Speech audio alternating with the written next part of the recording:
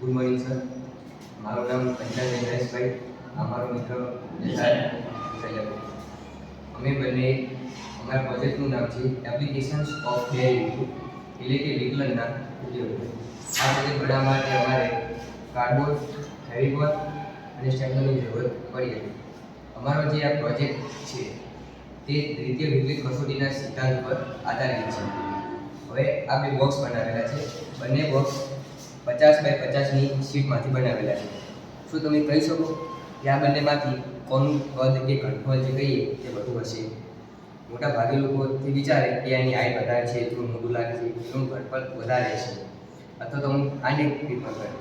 પણ સાચો જવાબ એ છે કે આનું ઘનફળ વધારે છે, કારણ કે આ જે બોક્સ છે તે અર્થસટ્ટે કાપીને બનાવવામાં આવ્યું છે અને આ જે બોક્સ છે તે દ્વિતીય વિકલિત કસોટી પરથી બનાવવામાં આવ્યું છે.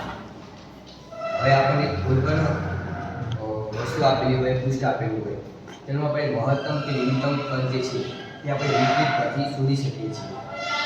હવે ધારો કે આપણે આ 50x50ની શીટ આપેલી છે, જેના આપણે બધા ખૂણાઓને બંને બાજુથી x વડે એટલે x દિશામાંથી કાપી દેવામાં આવે છે. તો આપણને જે મળશે પહોળાઈ તે મળશે 50 - 2x અને લંબાઈ મળશે 50 - 2x તથા જેની ઊંચાઈ હશે તે x જેટલી હશે. હવે આપણે સૌ જાણીએ છીએ કે જે બોક્સ હોય તેનું જે ઘનફળ કે કદ કહીએ તે આપણને લંબાઈ ગુણ્યા પહોળાઈ ગુણ્યા ઊંચાઈ વડે મળે. તો આપણે જ્યારે એમાં બધી કિંમતો મૂકીએ ત્યારે આપણને આવું કંઈક મળે, 50 - 2x ગુણ્યા 50 - 2x ગુણ્યા x. હવે આ જે ઘનફળ છે તે x પર આધાર રાખે છે, આથી તેને આપણે વિધેય કહી શકીએ છીએ. હવે આ વિધેયનું આપણે પહેલાં વિકલન કરીશું, જેથી આપણને મળશે 4 ગુણ્યા x - 25 ગુણ્યા 3x - 25.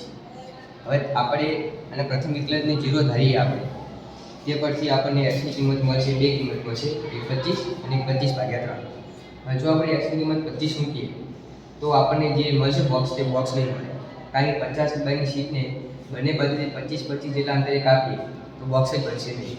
આજે બોક્સ બનાવવા માટે આપણે તેને 25/3 જેટલા સેન્ટીમીટરથી કાપીશું. અને તેટલા અંતરે કાપવાથી આપણને આ જે બોક્સ છે તેનું મહત્તમ ઘનફળ આપણને મળી શકે, જે આપણને 9259.26 સેન્ટીમીટર ઘન જેટલું મળે છે.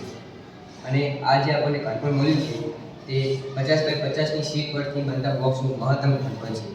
આપણે ગમે ત્યાંથી કાપીએ આનાથી વધુ આપણને ઘનફળ મળી શકે નહીં. આ તો વિકલનનો ખાલી એક એપ્લિકેશન છે, તેનો એક ઉપયોગ છે.